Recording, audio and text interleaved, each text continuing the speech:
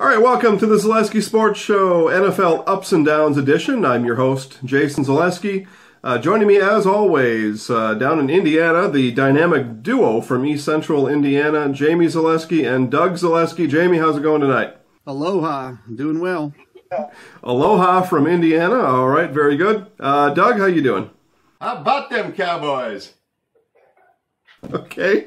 Yeah, they're a winning outfit down there in Texas. That's all right for now. Certainly, though, underachieving according to my standards. We'll get to that, I'm sure.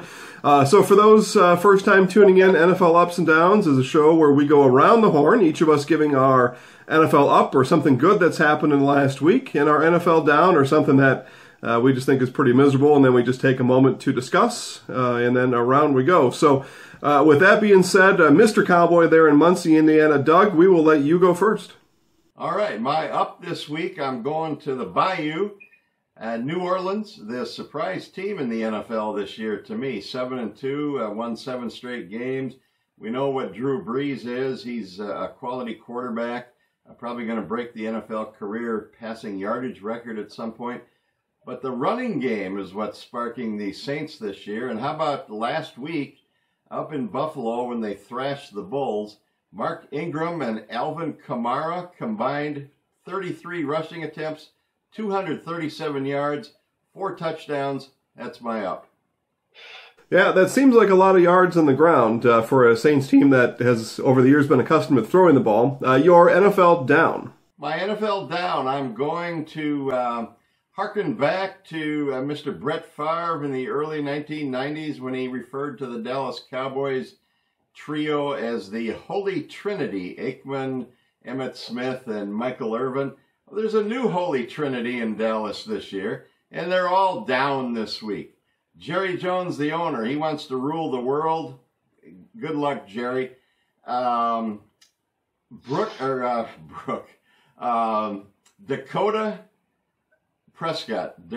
Rain Prescott, raining on his parade last week. Had a bad game. First game without the rule breaker, Mr. Zeke Elliott. Dakota Rain, you are what we thought you were. You couldn't carry a team. You scored 7 points. And the left tackle for the Cowboys last week, I don't even know who he was. But the Falcons, I don't think the Falcons even knew who he was because they didn't stop the Falcons' pass rush one time, 8 sacks, 6 by 1 guy. That's my down, the Dallas Cowboys' Holy Trinity. All right, I'll take this one here first. I agree with you on the Saints. And a friend of your show, Willie Snead, having a nice time down there in New Orleans, enjoying the ride. He's not been a pivotal part of it, certainly enjoying the ride. I'll talk about the Buffalo Bills coming up here in just a minute, their opponent last Sunday. As for the Dallas Cowboys, disappointing game, 27-7. That's never the game that you want to have. I don't know, though, how you can pin that on one player, and certainly it had nothing to do with Dak Prescott. When Chaz Green lets a guy run loose 6 times right past him for a sack, I don't know what you expect Dak to do about that. I'll remind both of you, it is a team sport. Now, we were talking about tennis, then you could lay it on one player. Jamie, your thoughts on Doug's up and down? So I also had picked the New Orleans Saints as my NFL up. I think the running game combined for 6 touchdowns against what we think is a good Buffalo Bills defense. I think Alvin Kamara is rising in the Rookie of the Year ranks. And as far as the NFL down, the Cowboys are who we thought they were. And I'm going to speak on that a little bit more in just a second. All right, yeah. They're mediocrity at its best. Roger Goodell's mediocre NFL, Cowboys 5-4. They are what we thought they were. Right, one of the winning teams in the NFL. All right, Jamie, your NFL up? Well, since Doug took my New Orleans Saints, I'm going to have to come up with a different NFL up. So I'm going to go to the Los Angeles Rams. And so far this year, they're averaging, I believe, 32.8 points per game. And to put that in perspective, the 1999 St. Louis Rams, the greatest show on turf, averaged 33.8 points per game that season. So the LA Rams are running up the scoreboard, and they are looking good doing it. Yeah, absolutely. And you have fond memories of those 99 Rams. Your NFL down. NFL down is going to go to Dakota Rain Prescott, your NFL up last week.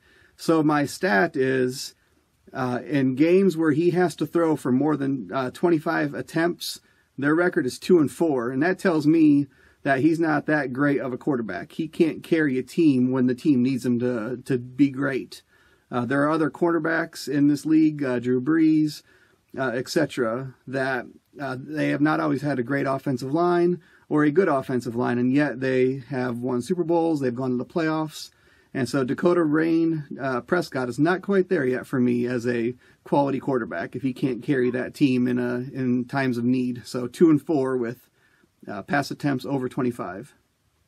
Drew Brees has had an exceptional offensive line during his career, so you're wrong about that. And again, I don't know what you could expect Dakota or any other quarterback to do while he's lying on the ground. Let's see, Doug is your lock-in-step twin with the Saints, so let's go to Doug for your comments about the Rams. The Rams, yeah, the Rams, the surprise team in the NFL this year to me. Went from woeful to all of a sudden they're talking Super Bowl. Jared Goff went from a guy who couldn't even get on the field in the first 10 or 12 games last year, and now all of a sudden he's a top 10 quarterback in the NFL. And of course, I agree with Jamie on his down with Mr. Prescott. He's an average quarterback at best. All the Cowboy apologists want to put him in the top 8 quarterbacks in the league. He's more like 15 to 20. He's totally average, and their team is average. I don't know what you do about 21 touchdowns and 4 interceptions, but I guess if you're judging him on singles tennis standards, then maybe there's something there. But that's not what we're here talking about. We're here talking about a team sport today. We're talking about a team sport here today in this NFL. All right, well, good. Well, hey, that's been a good conversation. I'm going to look up his yards per completion because I'm pretty sure it's right around 3. I didn't think it was that much. All right, you got $50 on that? All right. Okay. The Titans beating the Cowboys.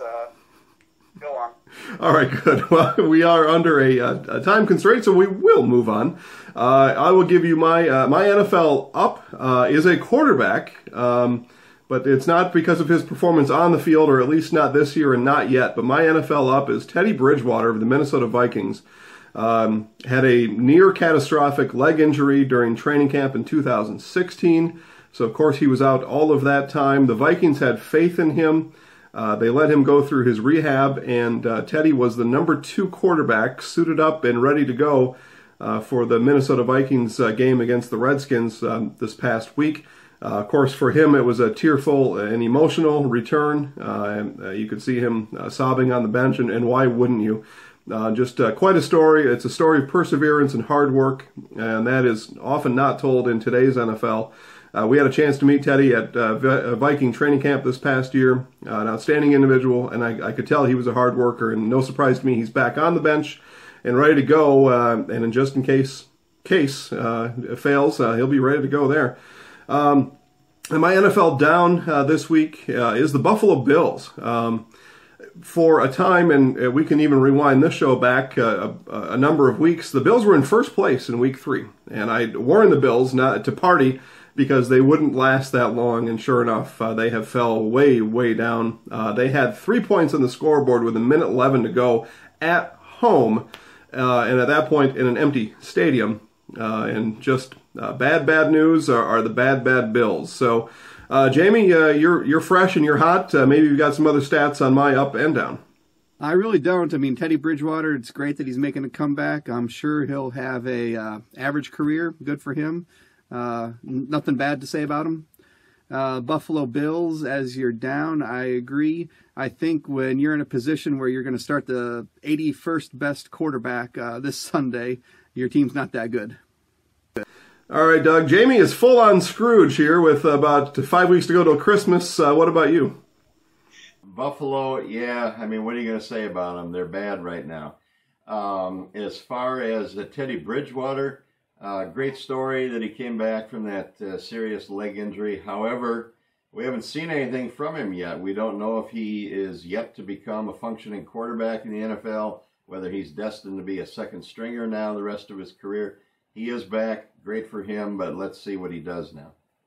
Yep, you're right about all that. The resurgent former journeyman Case Keenum holding the spot down right now, and he's got his Vikings off to a first place, a solid first place in the NFC North. All right, well, we will wrap things up on this edition of NFL Ups and Downs. Jamie, we'll go to you for any parting shots. No parting shots. That's all I got. Jamie with a bah humbug. All right, Doug and the Doug Zaleski Radio Show. Tell people where they can find you on the radio. That's for Jamie. That's it, and that's all. They can find me on the radio here in Muncie, Indiana, WXFN Radio, 102.9 FM, 1340 AM, and on the web, WXFN.com. You can download the app. It's WXFN, so go ahead and do that. You can also catch the replay of my daily radio show on the Doug Zaleski page on Facebook or at my Twitter account at Doug Zaleski. All right, and if I have it right, you'll have Mr. Ebenezer on your show this coming Friday. I believe so. I believe Ebenezer Scrooge from Fishers, Indiana, will be there taking part in week 10, I guess it is, or week 11 of the Zaleski Football Challenge, where he is sadly way behind in the competition, but there's still season left.